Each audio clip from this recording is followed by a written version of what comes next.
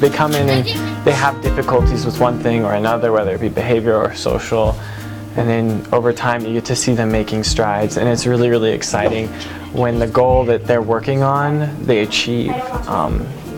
For instance, Jonah has goals with like reading, and he doesn't know how to read, and so we've been working on that, and he the other day said the word see, and that was one of his focus words, and it was really, really exciting. I remember just freaking out, just being like, oh my gosh, Jonah, this is so good, you did so good, and he was happy and I was happy. And you know, when I got him, he didn't really have much trust in me or anybody really, because he was brand new to the school. And so we worked on that, and he's warming up and he's saying hello to people in the hallways, and he's talking, and he's participating in things that he wasn't participating in originally, which was really, it's just been really exciting to see the growth and development. Early childhood special ed, what the certificate represents training that allows our students to serve what would be considered early childhood. So in some states that's just ages 3 to 5, in other states it's birth to 5. As well as children in special ed from kindergarten through 3rd grade, both regular ed and special ed. And so in some states those are all separate certificates. In the state of Idaho, they've blended all that into one certificate.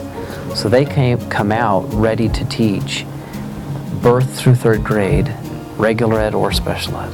Everyone needs to be prepared to teach students with disabilities and make accommodations for students that struggle. Everyone has to be prepared for that.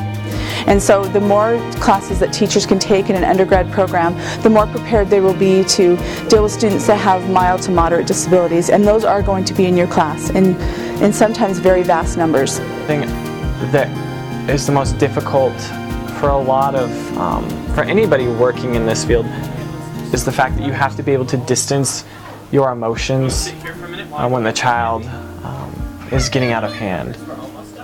Jonah will escalate very, very quickly when he doesn't get his way, or when he's tired or he's hungry, and he'll start crying and he'll start screaming and he will start just throwing a temper tantrum, and it can be very, very stressful, especially since Jonah's he's a very big 2nd grader.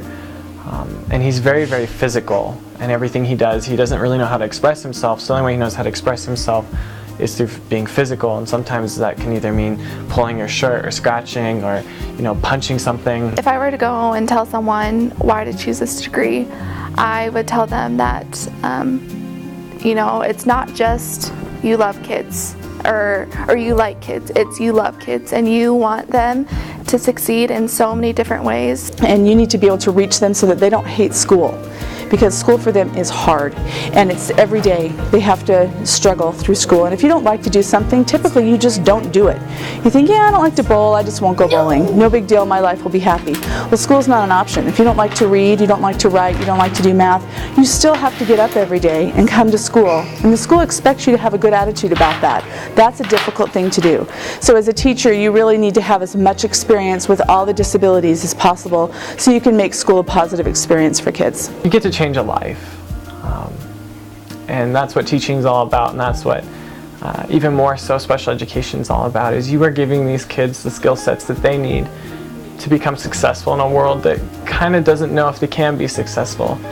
And I think that's the most exciting part, is that you get to change a life, you get to mold and shape someone into being the type of human being that wasn't easy for them to be at the beginning, that was always had the potential to be there.